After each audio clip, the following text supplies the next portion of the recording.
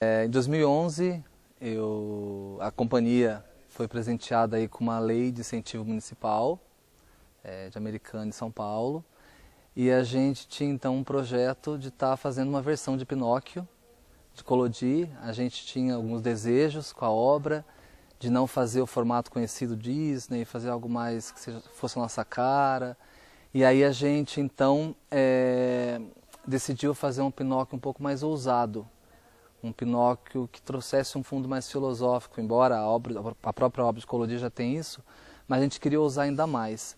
E para isso, continuar sendo boneco e fazer essa relação boneco e humano. Então a gente queria o desejo muito de trabalhar o teatro de animação, o teatro de objetos, bonecos. Só que a gente estava naquele impasse, porque a gente não tem muita informação e muito estudo, muitos livros, muita matéria que nos ajude a estudar a animação, o boneco, o objeto. O teatro de animação ainda não é tão difundido no Brasil. E então havia o desejo, havia uma obra, um prazo para estrear um espetáculo, e a gente estava perdido justamente por essa busca de angariar material para poder montar o espetáculo na sua concepção, na sua estética. Foi quando então assim a gente estava desesperado, já partindo para um espetáculo mais comum, que para a gente era o mais fácil, com atores, porque como a gente não achava ninguém que pudesse nos apoiar, nos ajudar, e não tinha material para isso, suficiente, a gente então através de um amigo, apareceu. Sabe quando você precisa, como obra de Pinóquio, precisa de uma fada azul para transformar o seu desejo em realidade? Foi quando o Rafael apareceu, né? Uma pessoa estava trabalhando com ele no momento, e ele falou: não, eu te apresento o Rafael Curso, estou trabalhando com o Rafael. Eu falei: Rafael, o do vídeo que eu via, estudava e gostava muito, já era apaixonado pelas obras, pelo trabalho que eu via, tinha assistido espetáculos do Rafael. Rafael Curso, esse mesmo? Não é esse. Eu até achei estranho, porque para mim Rafael era uma coisa muito distante, era Uruguai, Argentina, não Brasil, nem sabia que estava no Brasil, né? Pensei que ele vinha para São Paulo, fizesse esses espetáculos e voltava para a Argentina, para o Uruguai, enfim. E aí ele falou: não, estou trabalhando. Eu falei: uau, quero conhecer, né? Vamos marcar um dia, sei lá, tomar um suco e conhecer o Rafael. E deu certo. Então a gente estava no processo de ensaio. Eu falei: leva o Rafael nos ensaios, né? Foi quando então o Rafael apareceu nos ensaios. Foi uma honra, um susto, um medo, porque já conhecia e já, né, a gente estava tentando brincar com algumas coisas. E foi quando a gente teve um encontro muito lindo, eu acredito. Foi um encontro que até hoje para mim é muito prazeroso em falar, é muito gratificante ter o Rafael como diretor de espetáculo, e que a princípio também acredito que ele tenha se assustado, porque eu não tinha experiência com bonecos, com objetos, tinha só o desejo apenas. Eu falo muito de desejo porque eu acredito na arte como desejo, tudo nasce como um desejo.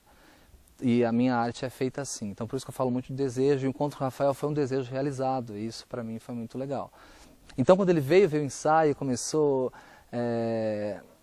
a falar comigo tal, e dizer qual que era o nosso desejo, o que eu pretendia com a obra. Comecei a explanar para ele, falar, apresentei a minha parceira Laís Ramires, apresentei a nossa concepção, a arte móvel. E eu percebi que ele ficou um pouco, a princípio, não assustado, mas um pouco receoso, porque ele já tem um currículo muito grande, então até que ponto ele podia se juntar com uma pessoa que estava iniciando num trabalho tal. Mas não, a fada azul aconteceu novamente, e ele acabou aceitando, né, a me dar um direcionamento para o trabalho. O Rafael tem um trabalho muito peculiar, muito delicado, muito singelo, que dialoga muito comigo, com o que eu acredito, com a arte móvel. Então, assim, foi um casamento precioso, né, porque o espetáculo ele teve um acabamento muito precioso. Pinóquio, Olhos de Madeira, ele tem uma mão, um desenho, uma precisão em cada objeto, em cada movimento do ator, do boneco, e que é precioso, e que a princípio, a gente fazia muito isso como ator, porque eu também gosto dessa limpeza, desses desenhos, só que aí o Rafael trouxe o desenho de objeto, como valorizar o objeto, olhar para o objeto, valorizar cada movimento, sabe, o corpo em diálogo com o objeto, com o boneco. E aí foi bacana porque ele começou a trazer tudo dentro do espetáculo. Então tem interpretação, ele começou a trazer boneco de mesa, começou a trazer máscara, e aí foi lindo, porque aí eu comecei a ter contato com todas as vertentes dentro do teatro de animação. Então o espetáculo Rafael, o Pinóquio de Madeira e da Arte Móvel, ele tem várias vertentes do teatro de animação dentro do espetáculo. Então a gente tem, usa máscaras, boneco de mesa, a gente usa boneco de luva, transparências, que é o forte do Rafael.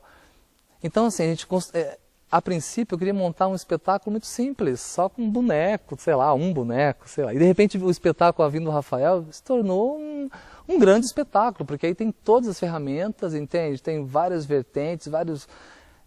E para mim, o encontro com o Rafael foi justamente, levando para o lado da magia do faz de conta, foi quando a companhia estava entrando dentro do oceano, engolido por um tubarão, e a fada aparece para tentar, então, resolver nosso último desejo, satisfazer nosso último desejo.